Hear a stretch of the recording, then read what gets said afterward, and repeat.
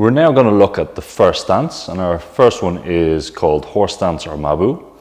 What we're looking for this in the stance is it's slightly different than what we'd be using for flexibility development, and we're not going to push the width too far in this program. We're not going to start thinking about going wider and wider, which we can do for splits. We're going to look at more trying to find this tendon bridge, trying to find this springy sensation that we're like, got this big space hopper pushing the legs out. The other thing we want to be aware of is there's a thing in Chinese martial arts called the frame, where if we're thinking the shoulders and hips and shoulder to hip, they make kind of a square or rectangle shape. And we want to try keep that as perfect as possible. Now it will change a bit, but we don't want to get too much into an arch in the spine, too rounded over. You want to find this kind of, it's not going to be upright unless you have favorable lever lengths to it, but we want it as close as vertical to possible. The other thing is there's a very important thing in Chinese martial arts called suspend the crown. And what this means is the top of the head, it's kind of pushing up, but it's more like if I grabbed Isaac and he relaxed, all of this would just hang down into the weight. So you'll feel a bit of a pulling along the length of the spine. If you think about you can also think about the pelvis being a bit like a cannonball on a rope. The spine's getting pulled through this. You'll know you'll have this right when you feel a little tingle run up the spine. That's generally your sign that you've got it locked in. If you haven't got it, we can try it with a bit higher stance, so you can try it just standing by itself. But we just bear that in mind in all the stances we're going to do. Try keep that stretch along the spine. So it's kind of like a guitar string or a violin string, it can vibrate. So the first thing we're going to do is we're going to say a 5-step horse stance using our heel-toe pattern. But in some ways you actually want the stepping distance to be the same as your poo-boo distance. So you can transition from a horse stance to a poo-boo, which we're going to cover in the next stance. So you might need to go a bit wider, you might need to go a bit narrower. We'll start with 5, or you can just, do whatever you feel like. But that will be tradition, just so we can go from one to the other and shift around. We'll see what happens and we'll get on with it. So Isaac is going to do this stepping position. So we start feet together.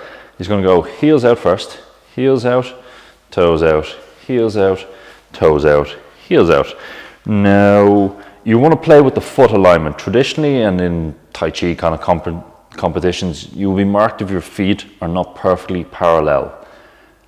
We're not too worried about that, but we don't want them pointing to the side. The horse stance is all about shifting power from one side to the other, or just, it's a wrestling stance as much as anything else. It's not a front-facing stance. So if your feet are turned out, your base of support is too narrow and you'll fall over.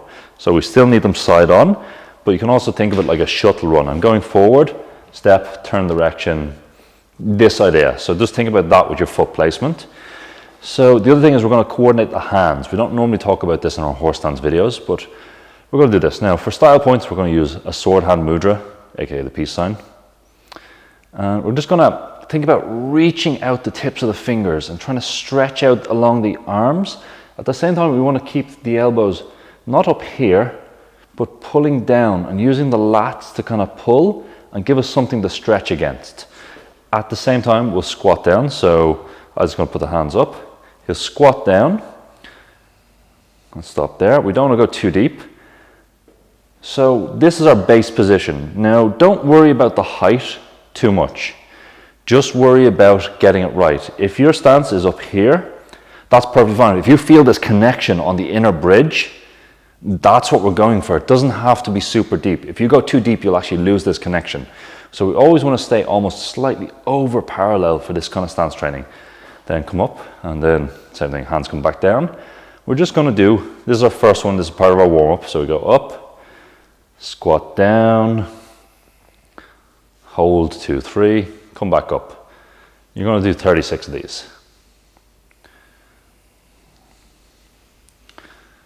This is the first stage of the program. At the end of the program, you're going to hold this for 36 breaths. So one thing, just relax the traps here. You want to hold this for 36 breaths. Depending on how much your breath has picked up, we'll kind of control this. Normally, you might be breathing in, your breath cycle might take 10 seconds to complete. So, it's going to take you a bit of a while to get through this. It might begin to extend out, or you might just want to reduce the time and try aim for that at the end goal of the program. It's up to you on this, but we'll see where we get to, so you can stand up. So that's our first stance. I hope it's clear. We're just going to show it from the side now, just so we can see what's going on. So Isaac, can you just turn on?